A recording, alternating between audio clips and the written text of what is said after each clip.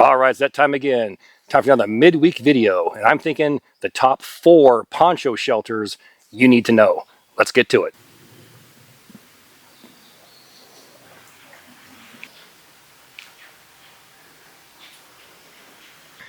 Now, there's a movement that's going around where people are trying to say, well, if I read the weather, I don't need a tarp.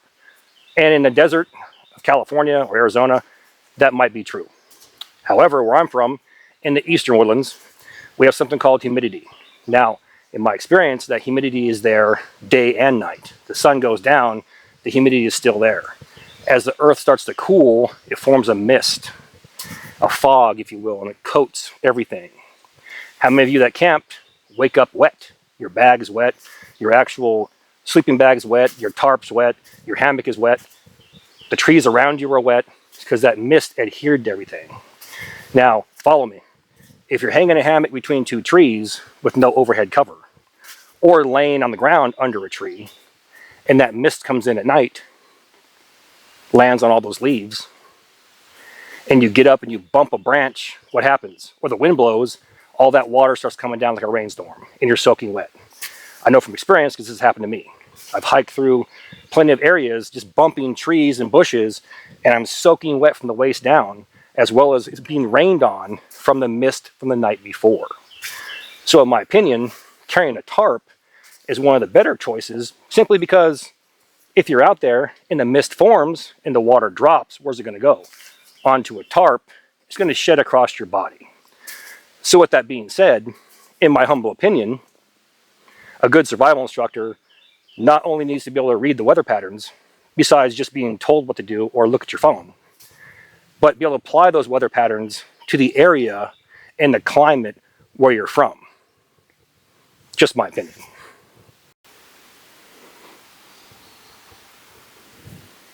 Here's your typical military style poncho, roughly 5x7. Got a hood right here with a drawstring.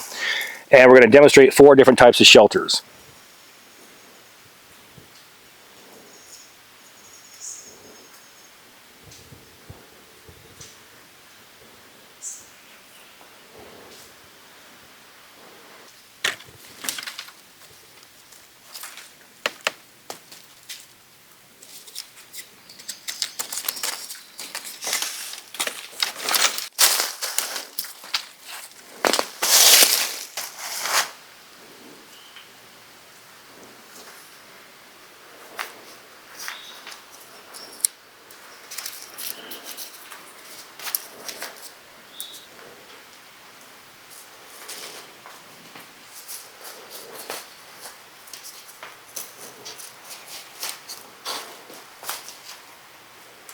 So we place it through the loop, and then we just simply pull it.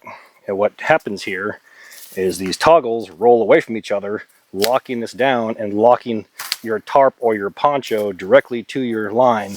That way it's not hanging off on one corner, it's not looking like garbage. It's locked in place and it's not going to move.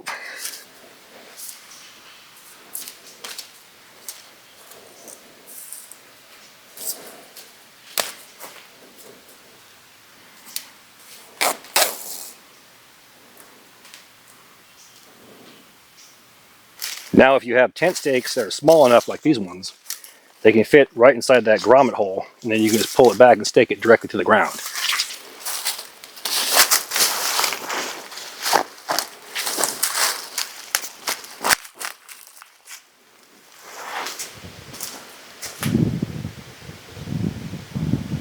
So I'm 6'1", and the poncho actually covers my entire body. We have 2 points of contact in the ground and 1 large overhead cover here at a 45-degree angle. It's a wind screen or a wind block. On the outside, you can grab this tarp, twist it, and actually put a piece of cordage or rope or string onto it and actually pull it back, give you more room on the inside. The first toggle that we put on, we're going to leave in place. We disconnected the other one and took the stakes out.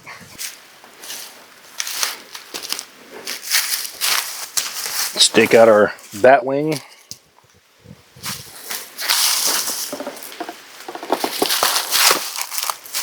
Like we talked about, we have 3 points of contact, 3 stakes, 1, 2, and 3.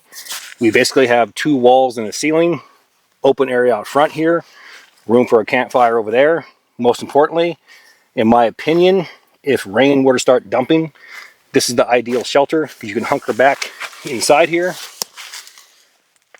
There's even room for your gear and ride the storm out.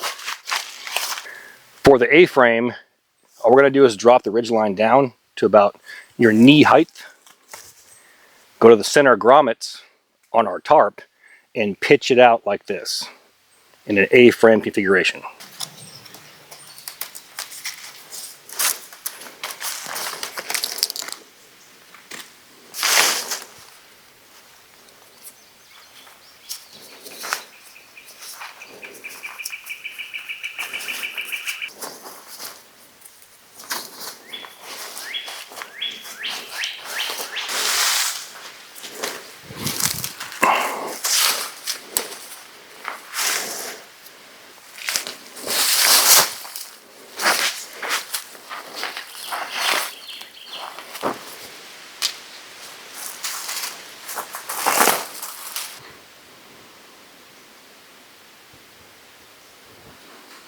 The last one is a no-brainer. It's called a Ranger Roll. It is a lightweight military sleep system where you combine a poncho or a military style poncho with a whoopee or poncho liner.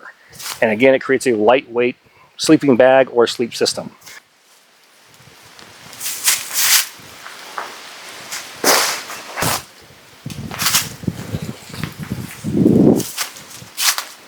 So all you're going to do here is take your strings and put them through your grommet, and then simply tie it however you see fit.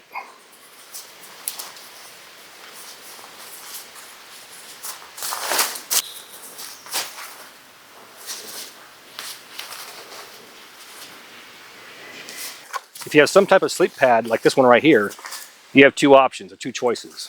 One, open these layers up and you can slide it inside there all the way down and then simply fold it in half and button it up.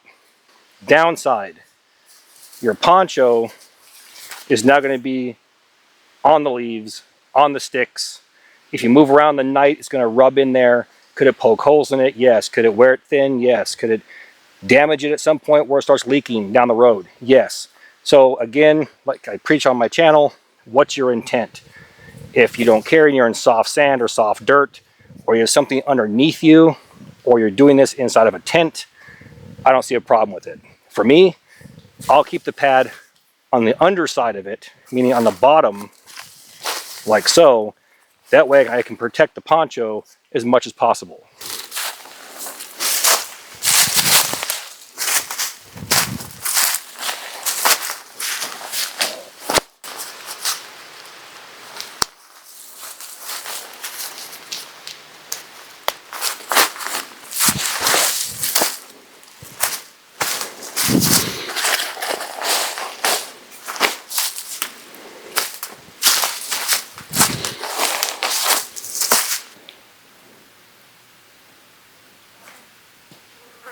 There you go, 4 simple poncho shelters that you should know.